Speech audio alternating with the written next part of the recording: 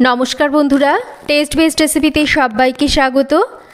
আজকে আমি আপনাদের বানিয়ে দেখাবো ভোগের খিচুড়ির রেসিপি।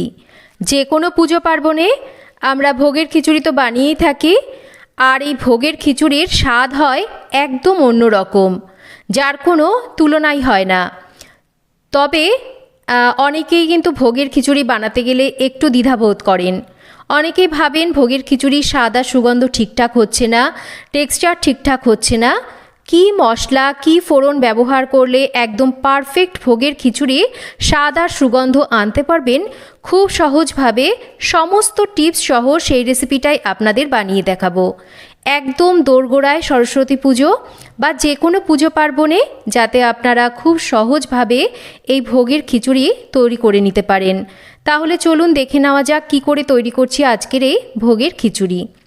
ভোগের খিচুড়ি বানানোর জন্য এখানে নিয়ে নিয়েছি একটা বাটি মেপে 1 বাটি গোবিন্দভোগ চাল। তবে চালের কোয়ালিটিটা একটু ভালো নেওয়ার চেষ্টা করবেন যাতে চালের সুগন্ধটা ভালো আসে। আমি এখানে একটু ভালো কোয়ালিটির গোবিন্দভোগ চাল নিয়েছি, আর এই চালটাকে আমি একটা পাত্রে ঢেলে নিয়ে প্রথমে ধুয়ে নেব। গোবিন্দভোগ চাল আমি খুব বেশি ধুচ্ছি না, আমার মনে হয় এই গোবিন্দভোগ চাল খুব বেশি ধুলে চালের সুগন্ধটা নষ্ট হয়ে যায়। তাই আমি একবার কিন্তু চালটাকে ভালো করে এইভাবে জলের মধ্যে দিয়ে ধুয়ে নিচ্ছি। চালটাকে ধুয়ে নেওয়ার পর একটা স্ট্রেনারের মধ্যে জল ঝরিয়ে নিয়ে চালটাকে ভালো করে জল ঝরতে রেখে দেব। চালের জলটা ঝরতে থাক, ততক্ষণ আমি খিচুড়ির জন্য ডালটাকে ভেজে নেব। তার জন্য প্রথমে কড়াইটাকে ভালো করে গরম করে নিয়েছি। যে বাটি মেপে গোবিন্দভোগ চাল নিয়েছি সেই বাটি মেপেই 1 বাটি সোনা মুগ ডাল নিয়েছি, আর ডালটাকে একটু হালকা করে ভেজে নেব। অনবরত ডালটাকে নেড়ে ডালটাকে ভাজতে হবে, ডাল যাতে পুড়ে না যায় সেটা খেয়াল রাখতে হবে।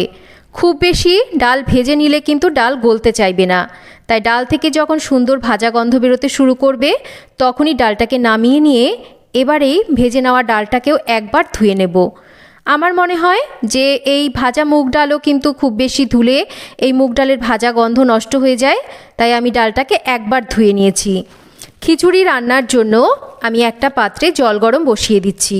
তবে খিচুড়ি রান্না করতে পারফেক্ট কতটা জলের প্রয়োজন সেটা কিন্তু বলা খুবই মুশকিল, কারণ চাল ডালের কোয়ালিটির ওপর বা কে কতটা খিচুড়ি গাঢ় বা পাতলা রাখবেন তার ওপর কিন্তু খিচুড়ির জলের পরিমাণটা নির্ভর করে।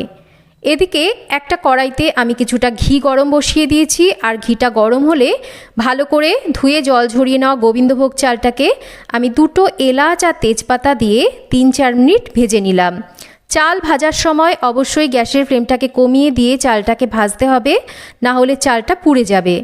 চাল ভেজে নেওয়ার পর চালটাকে আমি একটা পাত্রে নামিয়ে নিয়েছি। খিচুড়ি রান্নার জন্য সর্ষের তেল গরম করে নিয়েছি। তেলটা ভালো করে গরম হলে আমি একটু বড় টুকরো করে কেটে নেওয়া আলু সামান্য লবণ দিয়ে ভেজে নিচ্ছি। আচ্ছা, আমি যে চালটাকে একটু ঘি দিয়ে ছোটো এলাচ আর তেজপাতা দিয়ে ভেজে নিয়েছি, এতে করে কিন্তু খিচুড়ির যে সুগন্ধ সেটা অনেক গুণ বেড়ে যাবে।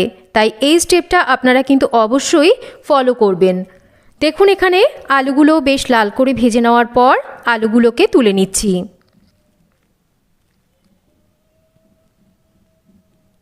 এদিকে জলটাও কিন্তু সুন্দরভাবে ফুটতে শুরু করেছে।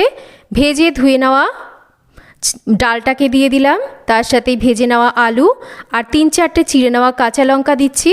সমস্ত কিছুকে ভালো করে নাড়াচাড়া করে মিশিয়ে নেওয়ার পর আবারও ঢাকা দিয়ে ডালটাকে সেদ্ধ হতে দেব। ডালটা মোটামুটি 60% সেদ্ধ হয়ে গেছে। দেখুন একটু দেখিয়ে দিচ্ছি। ঠিক এই রকম যখন ডালটা 60% মতন সেদ্ধ হয়ে যাবে তখন কিন্তু আমরা এর মধ্যে আগে থেকে ঘিতে ভেজে নেওয়া গোবিন্দভোগ চালটাকে দিয়ে দেব। একই সাথে খিচুড়িতে পরিমাণ মতন লবণটাও এই সময় দিয়ে দেব। সমস্ত কিছুকে একবার ভালো করে নাড়াচাড়া করে মিশিয়ে নেব। সমস্ত কিছু ভালো করে নাড়াচাড়া করে মিশিয়ে নেওয়ার পর আবারও ঢাকা দিয়ে চাল ডাল সেদ্ধ হতে দেব। খিচুড়ির জন্য ফোড়ন তৈরি করব। তার জন্য গরম তেলের মধ্যে বেশ কয়েকটা শুকনো লঙ্কা আর এখানে দিয়ে দিচ্ছি গোটা জিরে। প্রথমে আমরা এই শুকনো লঙ্কা আর গোটা জিরেটাকে একটু ভালো করে ভেজে নেব। শুকনো লঙ্কা গোটা জিরে যখন সুন্দরভাবে ভাজা হয়ে যাবে দিয়ে দেব এখানে একটা কেটে নেওয়া টমেটো, সামান্য একটু এখানে হিং দিচ্ছি। অনেকেই হিংটা হয়তো খিচুড়িতে পছন্দ করেন না, তবে এইভাবে আপনারা খিচুড়িটা বানিয়ে দেখবেন, স্বাদ আর সুগন্ধ একদম অন্যরকম হবে। সামান্য লবণ দিচ্ছি যাতে করে টমেটোটা ভালো করে নরম হয়ে যায়। পরিমাণ মতন হলুদ, ঝালের জন্য লঙ্কার গুঁড়ো, জিরের গুঁড়ো আর ধনের গুঁড়ো দিয়ে মশলাটাকে টমেটোর সাথে একটু নাড়াচাড়া করে নেব। আর যাতে মশলাটা পুড়ে না যায় তার জন্য অল্প করে জল দিয়ে দেব। সমস্ত কিছু ভালো করে মিশিয়ে নেওয়ার পর এবার একটা ঢাকা দিয়ে লো ফ্লেমে রেখে মশলাটাকে ভালো করে কষতে দেব। ততক্ষণ আমরা খিচুড়ির জন্য আরও একটা মশলা তৈরি করব। নিয়ে নিচ্ছি এখানে আমি ছোট টুকরো করে কেটে নেওয়া আদা, তার সাথেই 4-5টা নিয়ে নিচ্ছি কাঁচা লঙ্কা, আর এখানে নিয়ে নিচ্ছি 1 চামচ মতন রাঁধুনি। অনেকেই রাঁধুনি হয়তো চেনেন না, অনেকটা জোয়ানের মতন দেখতে, যে কোনো মুদি দোকানেই কিন্তু পাওয়া যায়। অল্প জল দিয়ে এবার এই আদা, কাঁচা লঙ্কা আর রাঁধুনির একটা পেস্ট আমরা তৈরি করে নেব। এদিকে যে মশলাটা আমরা কড়াইতে কষতে দিয়েছি সেই মশলাটাও কিন্তু সুন্দরভাবে কষে গেছে আর টমেটোটাও কিন্তু সুন্দরভাবে নরম হয়ে গেছে। ঢাকনাটাকে সরিয়ে মশলাটাকে আরও একটু ভালো করে কষিয়ে নেওয়ার পর বেটে নেওয়া আদা, কাঁচা লঙ্কা, রাঁধুনির পেস্টটাকে দিয়ে এবার মশলাটাকে একটু ভালো করে কষিয়ে নেব।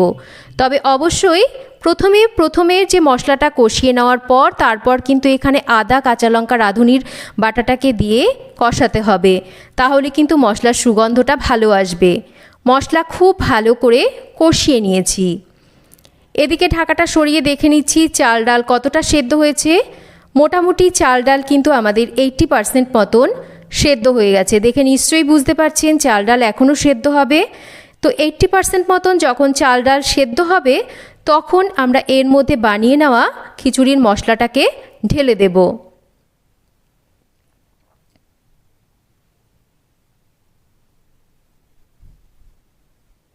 এবারে মশলাটাকে দিয়ে একটু ভালো করে নাড়াচাড়া করে আমরা মিশিয়ে নেব।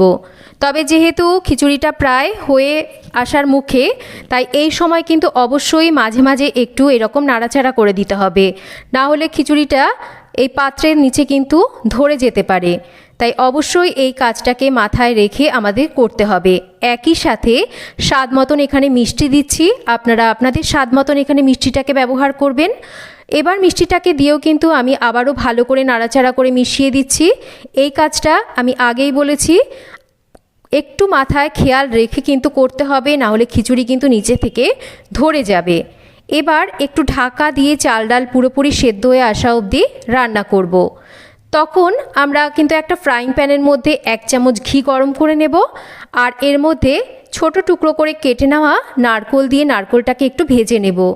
আমার মনে হয় ভোগের খিচুড়ি নারকোল ছাড়া অসম্পূর্ণ, তাই নারকোলটা যখন পুরোপুরি ভাজা হয়ে যাবে এর মধ্যে দিয়ে দেব আমি বেশ খানিকটা কিশমিশ। তবে গ্যাসের ফ্লেমটাকে এই সময় বন্ধ করে দেব, না হলে কিন্তু কিশমিশটা পুড়ে যাবে। নারকোল আর কিশমিশটাকে আমি ঘিয়ের মধ্যে ভেজে নিয়েছি, দেখুন ঠিক এই রকম। এবার ঢাকাটা সরিয়ে নিচ্ছি। খিচুড়ির চাল ডাল সমস্ত কিছুই কিন্তু সুন্দরভাবে পারফেক্টলি সেদ্ধ হয়ে গেছে। দেখে নিশ্চয়ই বুঝতে পারছেন খিচুড়ির টেক্সচারটা কীরকম আছে। এই সময় আমরা এর মধ্যে ঘিতে ভেজে নেওয়া নারকোল কুচি আর কিশমিশটাকে ওপর থেকে ঢেলে দেব। একই সাথে সামান্য করে একটু গরম মশলা গুঁড়ো দেব, আর সমস্ত কিছুকে এবার ভালো করে নাড়াচাড়া করে একটু মিশিয়ে নিতে হবে। তবে একটা ছোট্ট টিপস আপনাদের বলে রাখি, খিচুড়ি কিন্তু এই রকম হয়তো আপনারা দেখছেন, কিন্তু যত এটা ঠান্ডা হতে থাকবে তত কিন্তু গাঢ় হতে থাকবে। তাই অবশ্যই খিচুড়ি একটু পাতলা নামাবেন, না হলে কিন্তু এটা ঠান্ডা হলে একদম বসে যায়, গাঢ় হয়ে যায়। খিচুড়ি আমাদের একদম রেডি। এবার এটাকে ভোগে কিন্তু অবশ্যই নিবেদন করা যেতে পারে। দেখুন খিচুড়ির টেক্সচারটা এই রকম এসছে। তো সামনেই তো একদম দোরগোড়ায় সরস্বতী পুজো। সরস্বতী পুজোর ভোগে এইভাবে একবার খিচুড়ি আপনারা বানিয়ে নিতে পারেন। আশা করছি খুব সহজভাবে রেসিপিটা আপনাদের সাথে শেয়ার করেছি, আর আপনারাও রেসিপিটা বুঝতে পেরেছেন আর রেসিপিটা বানিয়ে দেখবেন। রেসিপিটা আশা করছি আপনাদের সবার ভালো লাগবে। তো কেমন লাগলো আজকের এই ভোগের খিচুড়ির রেসিপি একটা কমেন্ট করে জানাবেন। যদি রেসিপি ভালো লেগে থাকে তাহলে একটা লাইক করবেন আর রেসিপিটা শেয়ার করবেন। আর যদি চ্যানেল সাবস্ক্রাইব করা না থাকে চ্যানেলটাকে সাবস্ক্রাইব করবেন। সবাই ভালো থাকবেন। আবার ফিরে আসব নতুন কোনো রেসিপি নিয়ে। এতক্ষণ আমার সাথে থাকার জন্য অসংখ্য ধন্যবাদ। যারা খিচুড়ি কখনো বানাননি, ভাবছেন এই সরস্বতী পুজোয় ভোগে খিচুড়ি বানাবেন, অবশ্যই রেসিপিটা দেখে একবার বানিয়ে নিতে পারেন। আশা করছি আপনারা নিরাশ হবেন না, ঠিকঠাক খিচুড়ি রেসিপি আপনারা তৈরি করে নিতে পারবেন।